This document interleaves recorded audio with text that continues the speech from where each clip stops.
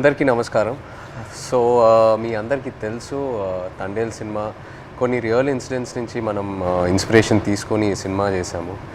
నాకు ఫస్ట్ చందు గారి కథ చెప్పినప్పుడు జస్ట్ ఒక 10-15 నిమిషాలు ఐడియాగా చెప్పాడు. ఆ తర్వాత నేను శ్రీకాకుళంకి వెళ్ళి మత్స్యలేశంకి వెళ్ళి 22 మంది ఎవరైతే ఉన్నారో మత్స్యకారాలు వాళ్ళ నుంచి ఈ ఇన్సిడెంట్స్ బేస్ చేసుకొని సినిమా తీసామో వాళ్ళని వెళ్ళి కలవటం జరిగింది. సో కొంతమంది వాళ్ళు మనతో ఉన్నారు ఇక్కడ, మొన్న ఈవెంట్కి వచ్చారు హైదరాబాద్కి, and I'm happy to have them here. So వాళ్ళతో మాట్లాడి ఇంకా కొన్ని విషయాలు తెలుసుకుందాం. Hello, hi.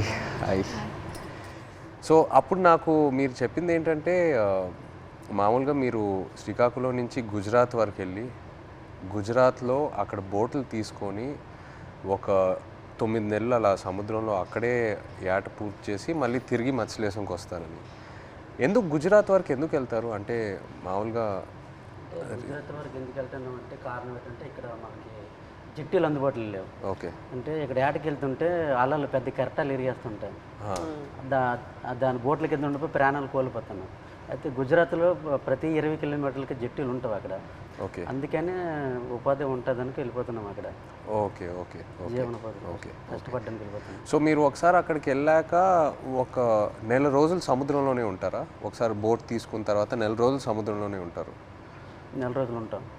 లేకపోతే మీకు కంప్లీట్గా బోట్ డెక్ ఫుల్ అయిన తర్వాత తిరిగి వస్తారా? అది సముద్రంలో ఏటకి వెళ్తాం. చేపలు ఎక్కి పట్టిందంటే 20 రోజులకు వచ్చేస్తుంటాం. అంటే ఐస్ అంటారు కదా, ఐస్ అయిపోయిందంటే వచ్చేస్తాం. ఓకే. చేపలు ఎక్కువ దొరికితే ముందు వచ్చేస్తాం, దొరకలేదంటే అక్కడక్కడ పట్టుకుంటూ నెంబర్లు కొట్టుకుంటూ ఎత్తుకుంటూ పట్టుకుంటాం. కొద్దిగా లేట్ అవుతుంది. చేపలు దొరికామంటే హ్యాంగ్ వచ్చేస్తాం జట్టి. ఓకే. అండ్ మీరు అక్కడ సముద్రంలో ఉన్నప్పుడు సెల్ ఫోన్ కనెక్షను, ఇంటితో మాట్లాడాలనుకున్నా, పిల్లలతో మాట్లాడాలనుకున్నా అలాంటి అవ్వదు, ఏ కనెక్షన్ ఉండదు? అవ్వదు. దగ్గరలో అవ్వద్దు అంటే గుజరాత్ వేరే వాళ్ళు ఉంది కదా పోలవరం దగ్గర, దాని నెంబర్ కొడతాం. ఒక 200 కిలోమీటర్లు ఉందనుకో, ఆ స్టీరింగ్ పట్టుకుంటూ వస్తాం. దగ్గరలో ఒక 20-30 కిలోమీటర్లు టవర్ వస్తుంది మాకు. అప్పుడు పైన స్లాబ్ మీదకి వెళ్ళడం, చూడడం, టవర్ రావడం, మాట్లాడడం. ఒక్కొక్కసారి కట్ అయిపోద్ది, 2 ముక్కలు మాట్లాడడం, మళ్ళీ చేయడం, అలా ప్రయత్నిస్తుంటాం. అలాగా. ఓకే. బాగున్నారా? చాలా బాధ. పిల్లలు బాగుంటారా, ఎలా ఉన్నారు, అందరూ బాగుంటారా, అమ్మ నాన్న అట్లా ఉన్నప్పుడు అంటే ఎక్కడో చిన్న ఫీలింగ్ తట్టి ఉంటారు. తుఫాన్ అంటారు సడన్గా గుజరాత్కి. ఇలాగా టీవీలో చూస్తాం కదా, గుజరాత్కి తుఫాన్ ఉందని వస్తారు. తుఫాన్ ఎలాగుంటారు, ఎక్కడ ఏడ్ చేస్తారు అనేసి అనుకునేలోపు వీరు అక్కడ ఏది అందుబాటులో ఏ జట్టు ఉంటుంది, గోవా అవని మంగళూరు అవని ఏదో అవని, ఆడికి వెళ్ళడము. అక్కడ బోట్ యాంకర్ అంటారు కదా, అదేసి అక్కడ ఉంటారనమాట జట్టి. అప్పుడు మాకు కాల్ చేస్తారు. అప్పుడు మాకు ధైర్యంగా ఉంటుంది, ఆ జట్టికి వస్తారు తుఫాను దొరకకంట అనేసి మాకు ధైర్యం ఉంటుంది అనమాట. మీరు రోజుకి చూస్తూనే ఉంటారు. ఎప్పుడు వస్తారు తుఫాన్ కదా గుజరాత్లో, ఎలా ఉంటారు, ఎప్పుడు జట్టికి వస్తారని చూస్తే వీళ్ళు ఫోన్ రావాలి, అమ్మాయ్యా వస్తారు అనే ఫీలింగ్ అనేది ఉంటుంది. సో మీరు ఫోన్ పక్కనే పెట్టుకుంటారా? ఫోన్ అయితే పక్కనే ఉంటుంది. తుఫాన్లు అయినప్పుడు అయితే కరెక్ట్గా వచ్చినప్పుడు ఫోన్ అయితే ఇంట్లోనే ఉంటుంది. ఎప్పుడు ఫోన్ చేస్తారో తెలియదు కదా. అదే ఏట్లో ఉన్నప్పుడు నార్మల్ టైం, తుఫాన్ లేని టైంలో ఏట్లో ఉంటారు కదా, 30 డేస్ అయ్యగల ఇంక కాల్ వస్తుంది, పక్కన పెట్టుకోండి. కాల్ 30 డేస్ కానీ 1 డే అవతలైనా ఇంకా టెన్షన్ అనమాట. ఎందుకు రాలేదు, ఏమైంది అని. సో టెన్షన్ అనేది వచ్చేస్తుంది అనమాట. ఒక్కొక్కసారి అయితే ఎమోషనల్ అయిపోతాం. మన సినిమాలో కూడా సాంగ్ మోంటాజెస్లో ఉంది కదా, the calendar where you keep. So ఆ 30 డేస్ అక్కడి నుంచే ఆ చిన్న ఆ మూమెంట్ తీసుకున్నాం మీరు చెప్పిన దాన్ని బట్టి. అంటే మనం ఫిల్మ్లో కూడా ఒక సీక్వెన్స్ ఎలా పెట్టాం, ఎన్ని రోజులు అయిపోయిన తర్వాత ఎలా కొంచెం చేతులు ఉణుగుతున్నాయో తెలుసా అని. సో ఒకవేళ 30 రోజుల్లో ఫోన్ రాకపోతే అంటే అక్కడ వాళ్ళని కాంటాక్ట్ చేయడానికి ఏదైనా మీకు ఎమర్జెన్సీలా ఏదైనా నంబర్ ఉందా? ఏమీ లేదు, ఏముండదు. సేట్తో మాట్లాడాలని, సేట్లు ఉంటారు కదా వీళ్ళకి బోటుకి సంబంధించి, వాళ్ళతో మాట్లాడితే వాళ్ళ భాష మనకు తెలియదు. వాళ్ళ భాష తెలియదు కాబట్టి వాళ్ళకి మనం ఫోన్ చేయలేము. ఆ భాష వచ్చినంటే మన దగ్గర ఉంటారు. ఆ భాష వచ్చిన వాళ్ళందరూ గుజరాత్లో ఉంటారు కదా, జెంట్స్ మొత్తం గుజరాత్లో ఉంటారు. ఓన్లీ లేడీస్ ఇక్కడ ఏదో కూలి పని చేసుకొని చేపలు పట్టుకొని వెళ్ళి అమ్ముకోవడం, కానీ ఇక్కడ మా లేడీస్ ఉంటాం అంతే. మాకు ఇది తప్పించుకుని వేరే వృత్తి అయితే రాదు, చేపల వృత్తి. ఎప్పుడైనా ఇంత ఒక దేశానికి తెలిసిపోయింది ఇలాగా 22 మంది మత్స్యకారులు తిరిగిపోయారని. కానీ మళ్ళీ మేము అదే గుజరాత్కి వెళ్తాం వేట చేయడానికి తప్పదా, మాకు అదే ఉపాధి అంతే. మీకు ఎలా తెలిసింది ఆ రోజు ఎలా వాళ్ళు అక్కడ దొరికిపోయారు అనేది? నేను 7 మంత్ ప్రెగ్నెంట్ పాప అప్పుడు కడుపులో ఉంది. కూర్చున్న అలా ఫోన్ వస్తుంది, 29 days అయింది అప్పటికి. ఫోన్ వస్తుందని ఇలాగ కూర్చున్నా, మా పెద్ద పాప పక్కన పెట్టుకొని. మా అమ్మకి కానీ చెప్తానని మీ అల్లుడు వస్తారు ఇలాగ యాడ్ నుంచి ఫోన్ చేస్తారమ్మా చెప్పిన తర్వాత సరేలేని కూర్చున్నాను. ఫోన్ రాలే. ఉదయం మార్నింగ్ 10 అయింది, వేరే వాళ్ళు ఫోన్ చేశారనమాట నా మొబైల్కి, ఇలాగా మీ ఆయన పాకిస్తాన్కి దూరికిపోయారట అనేసి.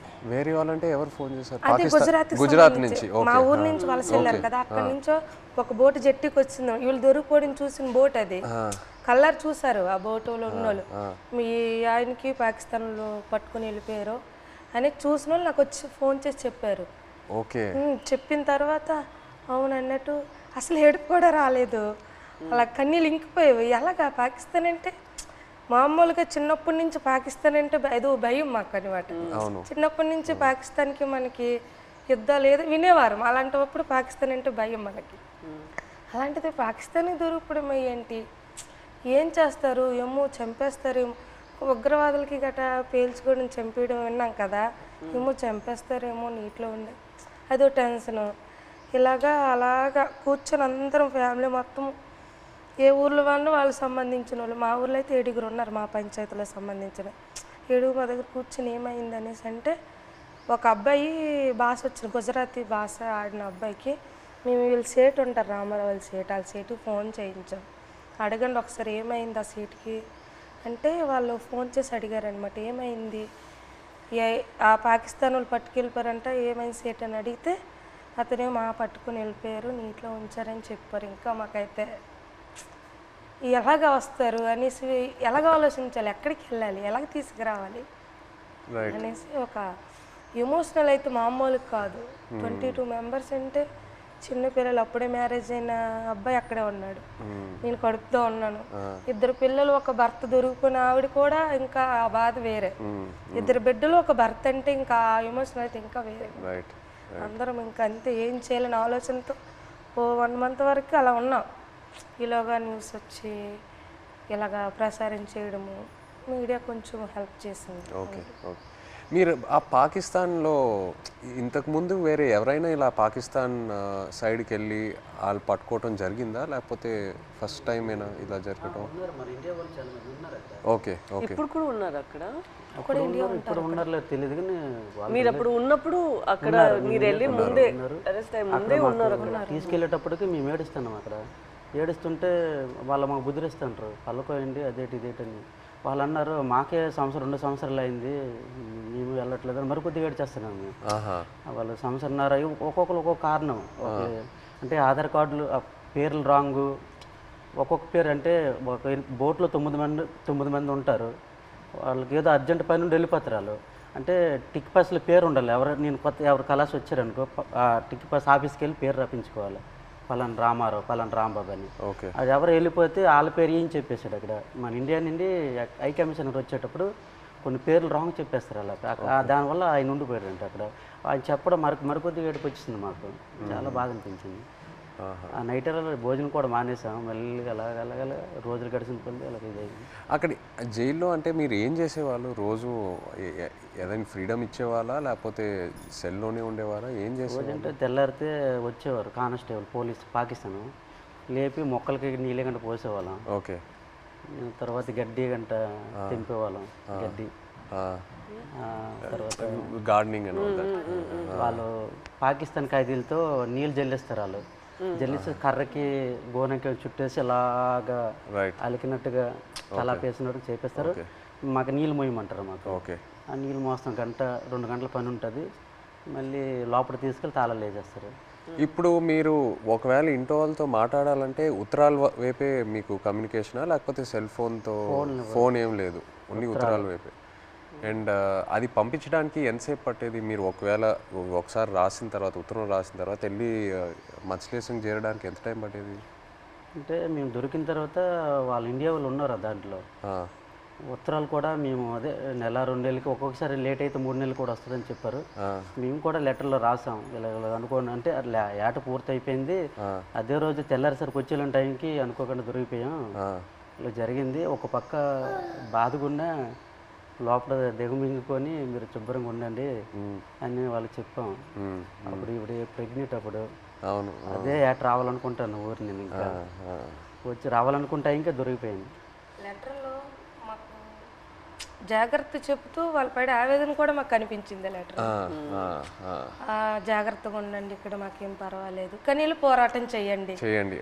అంటే అక్కడ ఏంటంటే జాగ్రత్తగా ఉండండి, వెళ్ళి పోరాటం చేయమంటే మాకు ధైర్యం చెప్తూ వాళ్ళకి బయటికి తీసుకురావడానికి పోరాటం చేయండి నేను ఒక ఆవేదన అనేది కనిపించేది మాకైతే. ప్రెగ్నెన్సీ కదా అయినా సరే ధైర్యం చేసి వెళ్ళేదాన్ని. ఎక్కడ పొలిటీషియన్ మీటింగ్లు ఉన్నా సరే వెళ్ళేది. ఏమో సింపతి ఉంటుందేమో, అరే ప్రెగ్నెన్సీ కదా లేడీ కదా పాప మా వాళ్ళ హస్బెండ్ దొరికిపోయారు అనేసి ఒక సింపతి ఉంటుందని ధైర్యం చేసి వెళ్ళిపోయేదాన్ని. ఓహో మీరు వెళ్ళిపోయారు. నేను వెళ్ళిపోయేదాన్ని. తను ఆల్ ద పొలిటికల్ అన్ని దగ్గరికి వెళ్ళిపోయేదాన్ని. అందరూ మీ హస్బెండా కడుపుతో ఉన్నావా అయ్యో పాపం అనేవారు. ఏమో సింపతి ఉంటుంది కదా సార్, అంటే వీళ్ళకి అక్కడికి తీసుకెళ్దాం ఢిల్లీ వరకైనా తీసుకెళ్దాం అంటే సింపతి ఉంటుందేమో అనేసి నేను గర్భవతితో ఉన్నప్పుడు కూడా వెళ్ళేదాన్ని.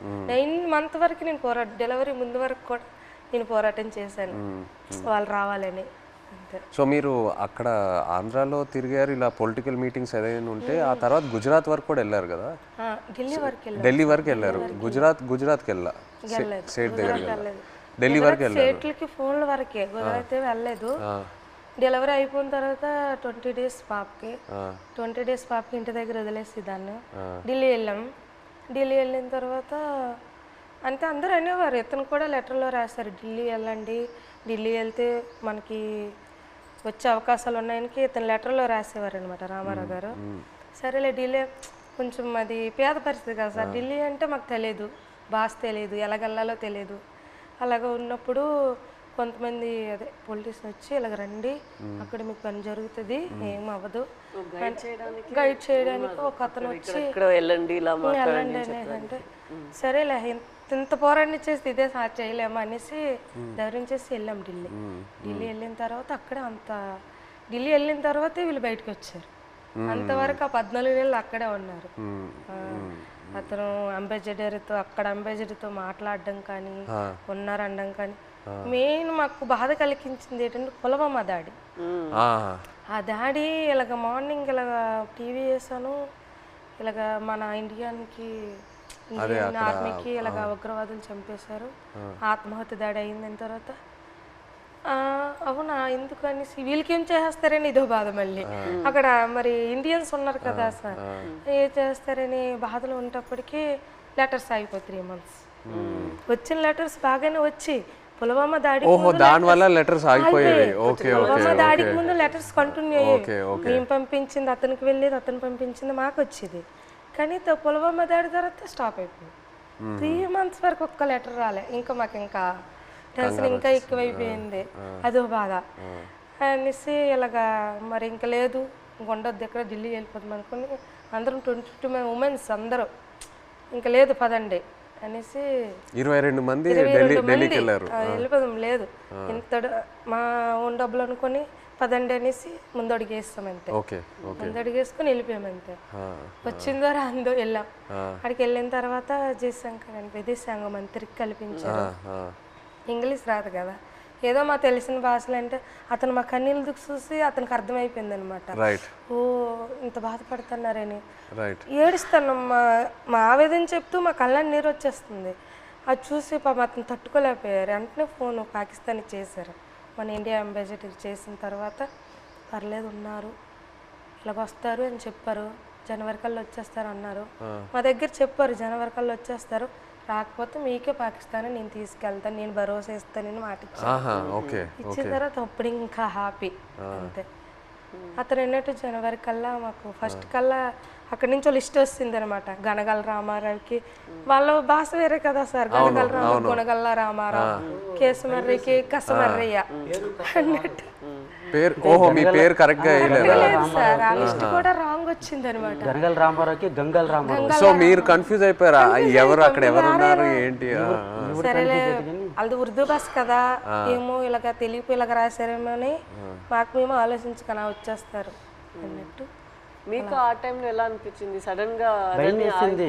పేరు డిఫరెంట్గా ఉన్నప్పుడు 22 మందిలో 21 మంది వెళ్ళిపోయి నన్ను వదిలేస్తారేటని ఒక ఇది. వీళ్ళు కావాలని వాళ్ళకి రాస్తారేటో చెప్పలేం. పాకిస్తాన్ ఓన్లీ మీ పేరే తప్పేశారా? అందరివి ఉన్నాం, ఓకే, అందరివి. అందరివి ఏదో ఒక మాది కొంతమంది అక్కడక్కడ పేరు గనగల రామారావుకి గంగల రామారావు వచ్చింది. గంగల రామారావు వస్తే మరి పేరు డిఫరెంట్ అయితే ఖచ్చితంగా వదిలేస్తారని అందరూ ఇండియా వాళ్ళు అంటుంటారు. ఇంతకుముందు ఉన్నవాళ్ళు పాత వాళ్ళు. నాకైతే రాత్రి ఇద్దరు రాలేదు. 22 మందిలో 22 నా పేరు రాకపోతే నాకు వదిలేస్తే నాకు నిద్ర పట్టట్లేదు, తినాలనిపించట్లేదు. అప్పటికే 14-15 నెలలు అయిపోయింది, సంవత్సరం దాటిపోయింది. అప్పటికి ఇలాగ అయిపోయాను, సన్నంగా అయిపోయాను. వాళ్ళు ఏదో చపాతీలో అంటే ఏదో కలుపుతారంట అక్కడ జైల్లో. అదేదో మనకి ఏదో బరువు మోయాలని మోయలేమంట, ఆవేశం వచ్చేస్తుందంట. వాళ్ళు చెప్పిన మాటలే. అప్పటికే సన్నంగా అయిపోయాను. తర్వాత నోటంటే కూడా బ్లడ్ వచ్చేస్తుంది. ఏమంటే టెస్టులు చేస్తే వేడి వల్ల అన్నారు, ప్రాబ్లం లేదంటే కొద్దిగా ఆపేయకుండా ఉన్నారు. అలాంటి చాలా భయం వేసేది. అలాగే పుల్వామా టైంలో మీరు అక్కడ ఒక కన్ఫ్యూషన్ లాగా ఏమైనా అయిపోయిందా మీకు? అయిపోయింది మరి. ఏదో వేరే సెల్లో పెట్టేవారంట అక్కడ, ఏదైనా బయట ప్రమాదం ఏదైనా జరిగితే. అంటే బీహార్ జైల్లో ఒక పాకిస్తాన్ ఖైదీకి ఇండియా వాడు చంపేశారని తెలిసింది మాకు. అక్కడ జైల్లో టీవీ ఉంది మాకు చూస్తుండగా. చంపేస్తే మాకు తెలీదు. మాకు 4 రూమ్లలో అందరికి ఒక్క రూమ్లో బంధించేస్తుంటారు. బ్యాగులకి నైన్గా పట్టుకొని ఒక రూమ్లో తీసుకెళ్ళి ఇంకోటి బాంబే చేస్తారు, మనం చంపేస్తారని అంటాడు ఇంకొకడు. చాలా భయం వేసేస్తుంది. అప్పుడు ఇంకో అందులో కానిస్టేబుల్ ఉంటారు కదా కొందరు పాకిస్తాన్ వాళ్ళు, ఆయన లేదు అక్కడ మీ ఇండియా కూడా మా పాకిస్తాన్ ఖైదీ చంపేశాడు కదా, ఇక్కడ మీ వాళ్ళకి ఏం జరగకంటే మీరు అందరికీ ఒక రూమ్లో పెడతాను, మీరు జడవద్దని చెప్పాడు. అప్పుడు కొద్దిగా ఊపిరి పీల్చుకున్నాం. అలా జరిగింది. అండ్ మీకు జైల్లో ఇప్పుడు డబ్బుల్లా ఇప్పుడు ఈ ఉత్తరాలు పంపించడానికి ఆ అమౌంట్ ఎలా మీకు వచ్చేది? పెన్నుల మీద పేర్లు చేస్తాను నేను. ఒక్కొక్కరు ఒక్కొక్క పని నేర్చుకున్నాం. నాకైతే 2 వారాలు పట్టింది టైం. ఓకే, ఇప్పుడు నాకు చైతన్య పెన్ను ఉంటుంది, పైన దారంతో నాకు చైతన్య పేరు వచ్చేస్తుంది. కింద సాయిపల్లి అంటే ఒక పెన్ను మీద 2 పేర్లు రాస్తే 2 పేర్లకు 200 ఇస్తారు. ఒక్క పేరు అయితే 100 రూపాయలు ఇస్తారు. అలాగే రోజుకి 5-6 పెన్నులు అలా చేసేవాడిని. ఆ పెన్నులు వాళ్ళకి ఇస్తే ఖైదీలు ఏడు చేస్తారు, వాళ్ళకి బెయిల్ మీద వెళ్తారు కదా కోర్టుకి, వాళ్ళ ఫ్యామిలీకి ఇస్తారు కదా. ఆ డబ్బులతో మేము ఏంటంటే అప్పుడప్పుడు ఏదో గుడ్లు తెచ్చుకుంటూ కానీ మాంసం కానీ తినడం కానీ. 22 మందికి మరి మెయిన్ లీడర్ని కదా, వాళ్ళ గెడ్డలకు కానీ వాళ్ళ రింకిలకు కానీ బిస్కెట్లకు కానీ ముసలి వాళ్ళకి తెలియదు కదా, వాళ్ళకి డబ్బులు ఇచ్చేవాడిని గెడ్డలకి. సో ఒక్క ఉత్తరం పంపించడానికి ఎంత అయ్యేది మీకు? ఎందుకంటే ఒక 200-300-500 అంటే మా డబ్బులు ఉండవని తెలిసి ఏవో ఖర్చులు మట్టుకు పనులు చేస్తుంటాం. వాళ్ళకి ఇచ్చి వాళ్ళకి అంటే ఎన్ని పేజీలు రాయొచ్చు ఒకసారి? ఎన్ని పేజీలు పంపించచ్చు ఉత్తరం? అంటే వైట్ పేపర్ మీద రాసి లోపల కవర్లో పెడతాం మేము. మినిమం రెండు పేపర్లు 22 మంది 2 పేపర్లో రాసి పంపించాలి. అంటే ఇద్దరేసి ఒక్కో ఉత్తరం ఉంటుంది. 22 మంది ఎవరిదా ఇద్దరు జాయింట్ పడేవాళ్ళం. ఓకే, ఇంకా డబ్బులు లేనప్పుడు సర్దుకుంటేవాళ్ళం. అలాగే ఇటు పెట్టి అలాగే అడ్జస్ట్మెంట్ అయ్యేవాళ్ళం.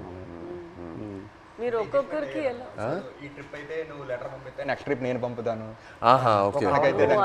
మళ్ళీ మాకు కంప్రమైజ్ అయ్యి అడ్జస్ట్ చేసుకునేవాళ్ళం. ఓకే. అండ్ మీ పాప ఫోటో ఫస్ట్ టైం ఎలా చూసారు అక్కడ? అంటే పేపర్లో కటింగ్ చేసి ఉత్తరాలు పెట్టేసి పంపించారు ఆవిడ. అంటే అక్కడ ఏమేం జరుగుతుందనా ఊర్లో? ఓకే, పెట్టారు. పెట్టేసి పంపించేదాన్ని. అది చూసి అందులో చూసారు పాప. మీరు కావాలని అలా ఫోటో పెట్టారా? ఫోటో కావాలనే కాదు, చూడు ఇలాగ ధర్నా చేస్తున్నాం, మీరు భయపడకండి, ధైర్యంగా ఉండండి, మీకు తీసుకొచ్చే బాధ్యత మాదనేసి ఒక ధైర్యం చెబుతూ ఒక లెటర్ రాసేవారు.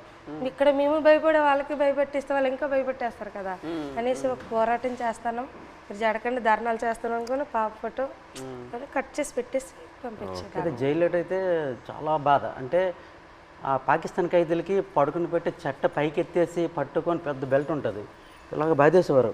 అమ్మో సత్యాను బావో సత్యాను అంటే మేమేంటి మనకి అలాగ కొట్టేస్తారని మేము జడిసిపోయాం. ఈ సెట పైకి ఎత్తేసేవారు, చేయలేదు సాపేసేవారు. కింద పడుకుని పెద్ద బెల్ట్ ఉంటుంది కర్ర పట్టుకొని ఇలా తిడ్డ ఉంటుంది అలా ఉంటుంది.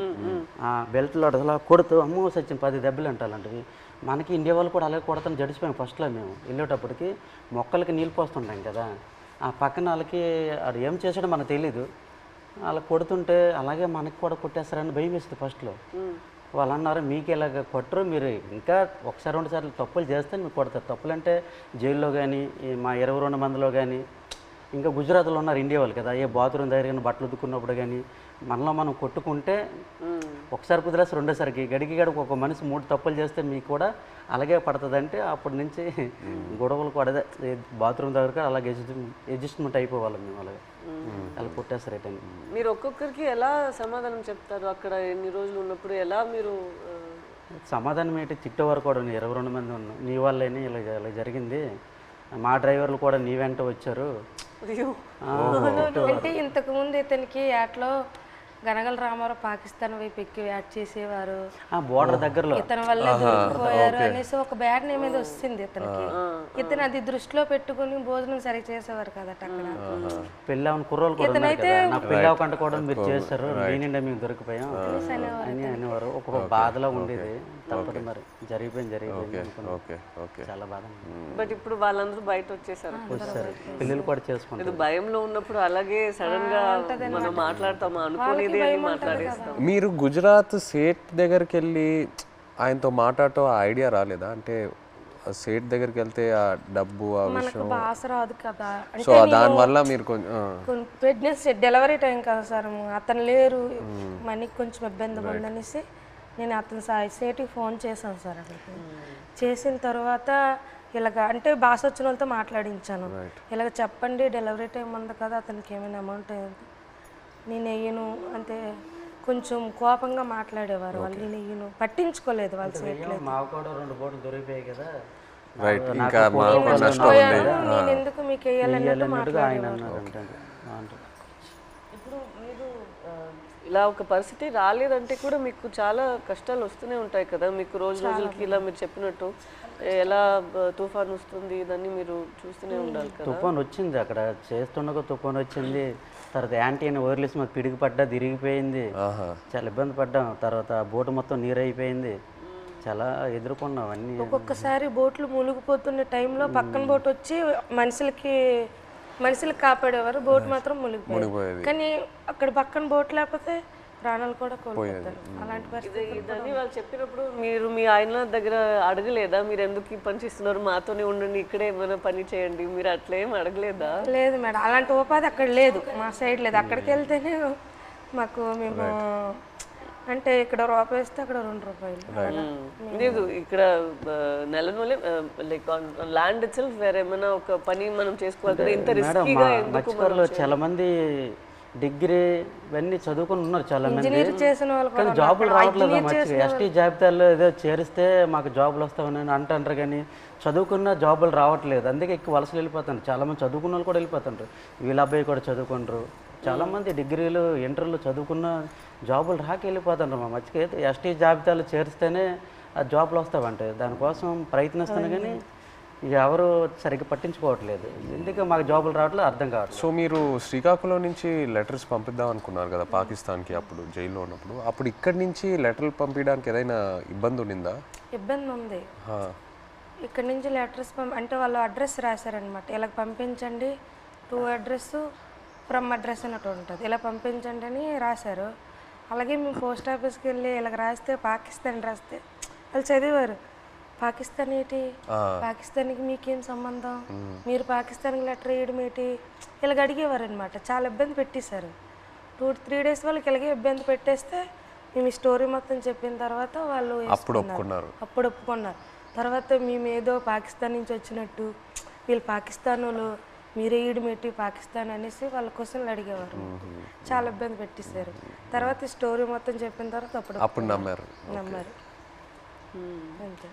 మీ ఫ్యామిలీ ఎవరు చెప్పలేదా మీకు ఇలా చేపలు పట్టుకున్న వాళ్ళని పెళ్లి చేసుకోకూడదు, ఇలాగే ఉంటుంది మీకు ఇదన్నీ ఎందుకు, లేదంటే ఎందుకు లవ్లో పడుతున్నారు మీరు ఇలా రిస్కీ లైఫ్లో ఉన్న వాళ్ళతో, అలా ఏమి ఎవరు చెప్పలేదా? ఏదండి అదే మీరు ఎవరు చెప్పలేదా? అమ్మ నాన్న వాళ్ళు ఎవరు లేదు, ఇక్కడ ఉన్న వాళ్ళే చెప్పిన అవి లవ్లో ఉంటాం కదా, అవి కనిపించదు అనమాట.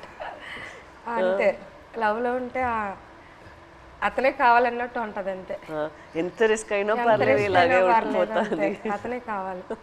మన తండేల్లో సత్య అండ్ రాజు లాగే ఒక రకంగా.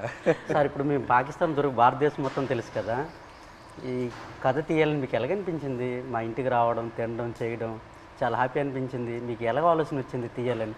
ఎంతమందికి తెలుసు కదా, చాలామంది ఉన్నారు, ఎవరికి రాని ఆలోచన మీకు ఎలాగొచ్చింది?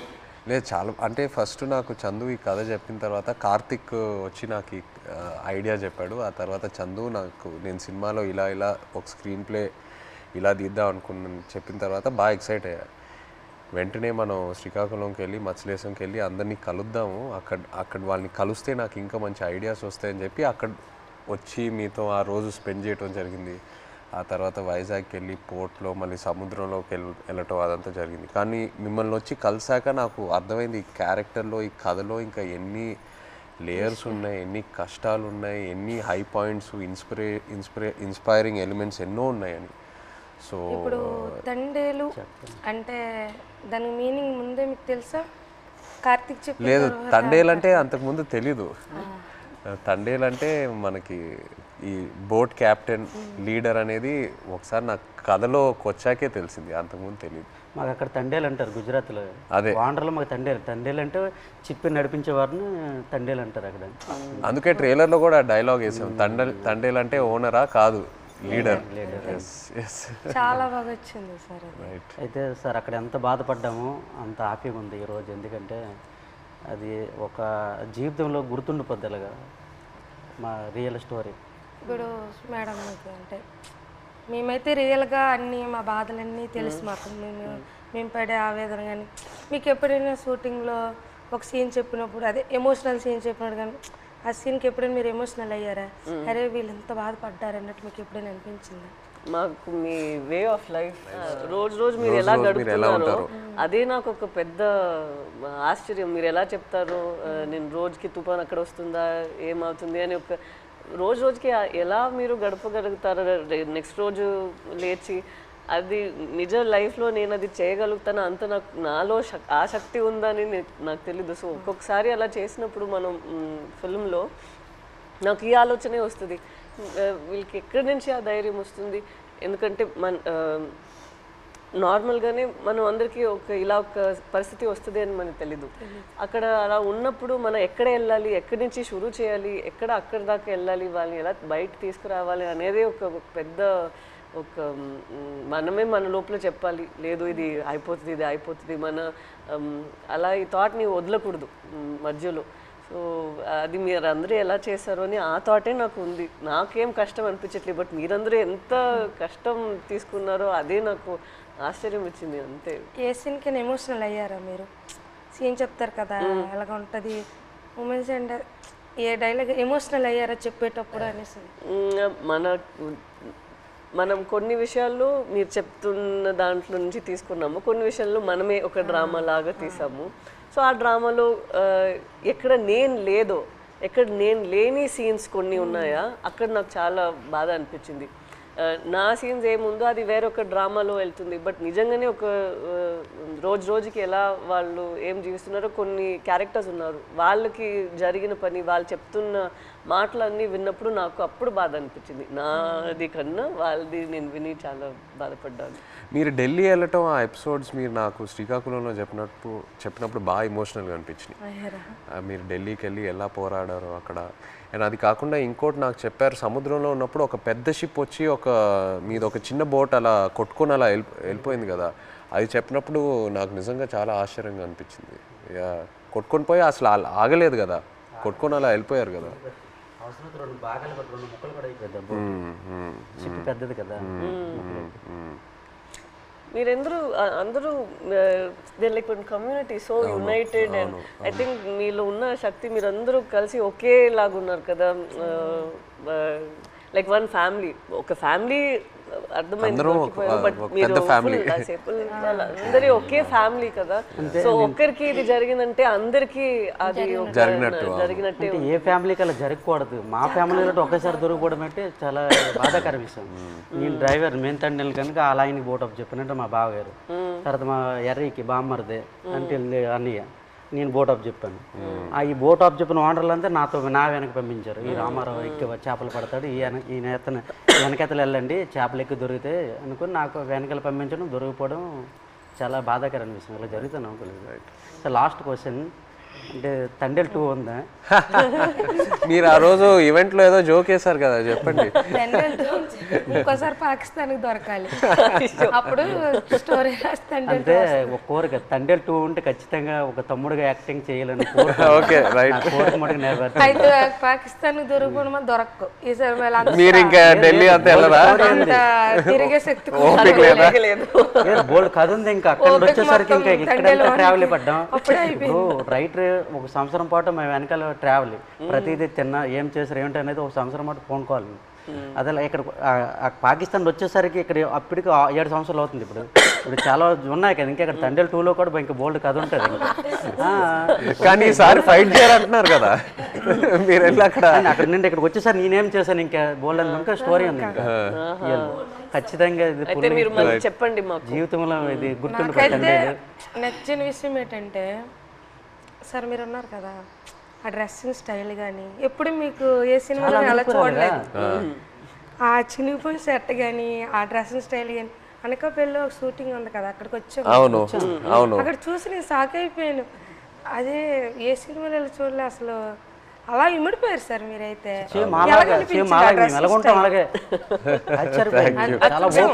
అదే నేను చెప్తున్నా కదా, మిమ్మల్ని వచ్చి అప్పుడు కలిసి మీతో టైం స్పెండ్ చేశాకే నాకు ఆ క్లారిటీ వచ్చింది. ఓకే మనం ఇలా క్యారెక్టర్ని ఇలా డిజైన్ చేయాలి. సో లాగా సేమ్ బనీలతోటి ఆ ఎండలోటి ఇవన్నీ చాలా కష్టపడ్డారు. చాలా యాంకర్ పట్టుకొని ఉన్నారు కదా ఫస్ట్ పోస్ట్ పట్టుకొని హైలైట్ అది అయితే అందరు కూడా మా ఊళ్ళు ముసలంతా సాయి సినిమా మేము చూడాలి. ఎవరికి ఫోన్ చేసినా అదే రింగ్ స్టోన్ బుజ్జి తల్లి. ఎవరికి ఫోన్ చేసినా రింగ్ స్టోన్ ప్రతి సెల్లకి హైలెస్ సాంగ్ అంత కదా. అది ఎలా హైలెస్ అది మా స్లాంగ్. అవును, ఎలా సింక్ అయింది అది అక్కడ అంటే మీ మలలకి తెప్ప లాగేటప్పుడు అప్పుడు హైలెస్ వస్తారు కదా. when they rowing when they pulling the net. ఇప్పుడు అది రేరు. ఇంతకు ముందు జనరేషన్ లో ఎక్కువ వాళ్ళు వచ్చినప్పుడు దీనికి మీరు తెడ్డు అంటారు కదా, కత్తావ అంటాము. ఏమంటారు? కత్తావా. ఆ కత్తావ పట్టుకుని కత్తావా అంటాము మేమైతే. అండ్ పెద్దలు వచ్చినప్పుడు ఇలాగ బోట్ వెళ్తుంది కదా, ఆ కత్తం ఆయనతోటి అలా లెవెల్ చేసుకొని వచ్చి ఐలెస్ అనుకుని వచ్చి వడ్డీకి వస్తారు. అంటే ఎలా సింక్ అయింది అది, అది మాకు ఆశ్చర్యం.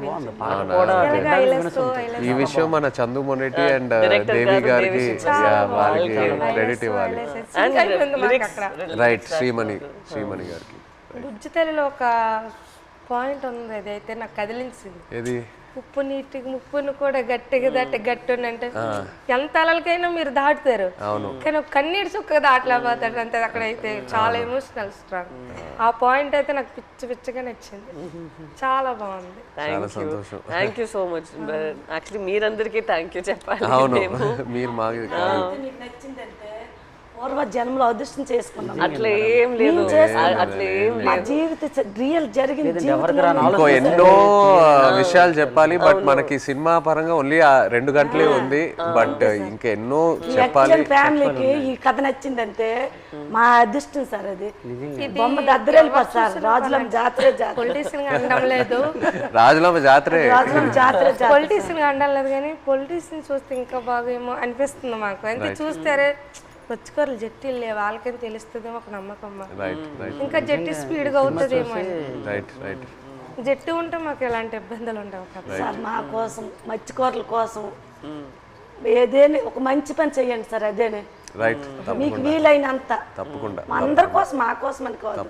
మత్స్యకారుల కోసం 8 మంది హీరోలు ఉంటుండగా మీరు మా జీవితాన్ని ఎంచుకున్నారు తప్పకుండా అది పెద్ద కేసు సార్. మేము అనుకున్నాము రిలీజ్ ముందే మీకు ఒకసారి చూపిద్దామని, బట్ మీరు ఐ థింక్ థియేటర్ లో చూస్తే శ్రీకాకుళంలో థియేటర్లో మీరు అందరు వెళ్ళి చూసి చూస్తేనే మీకు ఖుషిగా అవుతుంది నేను అనుకుంటున్నాను. మీకు సినిమా నచ్చితే మాకు ఎంతో సంతోషం.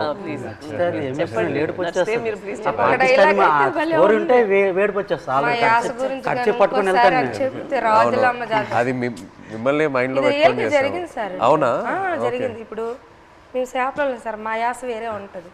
అలా అక్కడ ఉంటుందిరా అనడానికి అక్కడ ఉంటుందిరా అనేసి మా భాష వేరే ఉంటుంది. ఒక సిటీ వెళ్ళామనుకో మా భాష విని అరే చేపలు వాళ్ళరా అంటారు. కొంతమంది మీ చేపలు ఇలా అంటారు. కొంతమంది అంటే అంటారు అనడానికి మాకు అలాగ రాదు. వేరే మత్స్యకారుల స్లాంగ్ వేరే వేరే ఉంటాయి. మా స్లాంగ్ వేరేగా ఉంటుంది, పక్కన మత్స్యకారు స్లాంగ్ వేరేగా ఉంటుంది. అందులో మా స్లాంగ్ అయితే ఎవరు మాట్లాడలేరేమో, కానీ మేడం గారు అయితే చాలా మేము మాట్లాడినట్టు మాట్లాడారు. అసలు ఇది భయం, నేను ఫుల్ టైం అదే ఆలోచిస్తాను. హైలైట్ మేడం గారు, మేము అలాగే మాట్లాడతాం. ఉంటదిరా అలాంటి వెళ్దాం రా అన్నట్టే మేడం గారు. చాలా థ్యాంక్ యూ సో మచ్. ఇది నాకు పెద్ద compliment. Thank you very much. Success meet మాత్రం శ్రీకాకుళం అది నా ప్రామిస్. సినిమా రిలీజ్ తర్వాత సక్సెస్ మీట్ కి మేము శ్రీకాకుళమే వస్తున్నాము. నచ్చలేసు అక్కడ వచ్చి కలిసి శ్రీకాకుళంలో సక్సెస్ మీట్ పెట్టి వెళ్తున్నాం. ఆ టైం లోపల మీ 25 మందిని కాల్ చేసి వాళ్ళని కూడా సక్సెస్ మీట్ లో వాళ్ళని కూడా అప్పుడు వచ్చేస్తే కరెక్ట్ గా ఉంటుంది. శ్రీకాకుళం నుండి కేమచ్చిలేసి వస్తాను రా, రమ్మంటే వస్తాం, ప్లాన్ చేస్తాం. బట్ సక్సెస్ మీట్ అయితే శ్రీకాకుళంలో చేస్తున్నాము తప్పకుండా. Okay, thank you so much. మాతో మీరు కలిసి ఇంత షేర్ చేశారు. Again thank you so much. Hit TV app ఇందులో short news, live news, entertainment shows, movies, digital magazines తో పాటు మీ జిల్లా వార్తలను కూడా ఫ్రీగా చూడొచ్చు. అంతేకాదు కేజీ నుంచి పీజీ వరకు విద్యార్థులకు స్కాలర్షిప్ కూడా అందిస్తున్నాం. ప్రతి వారం 10 మందికి లక్కీ డ్రా ద్వారా ఒక్కొక్కరికి 10,000 రూపాయలు అందిస్తున్నాం. ఇంకెందుకు ఆలస్యం, వెంటనే హిట్ టీవీ యాప్ ని డౌన్లోడ్ చేసుకుని ఫ్రీగా ఎంటర్టైన్మెంట్ పొందండి. Hit TV app. Hit TV app. Please download hit TV app. Hit TV app ని ఫ్రీగా డౌన్లోడ్ చేసుకుని ఎంజాయ్ చేయండి. మీకు నచ్చిన ఎంటర్టైన్మెంట్ కోసం హిట్ టీవీ యాప్ ని ఫ్రీగా డౌన్లోడ్ చేసుకుని ఎంజాయ్ చేయండి. హిట్ టీవీ యాప్ ని డౌన్లోడ్ చేసుకుని ఆస్వాదించండి, ఆశీర్వదించండి. ఇంతమంది సెలబ్రిటీలు హిట్ టీవీ యాప్ ని డౌన్లోడ్ చేసుకోండి అని చెప్తున్నారంటే ఎంత మంచి యాప్ ఆలోచించండి. అమెరికా అమెరికా అమెరికా అమెరికాలో చదవాలనుకునే వాళ్ళకి విశ్వసనీయమైన పేరు మన శౌర్య కన్సల్టెన్సీ. UK లో 1 year masters, UK లో 1 year masters, 2 years work permit up to 5 years visa. Contact Saurya Consultancy. Contact 89851 89851.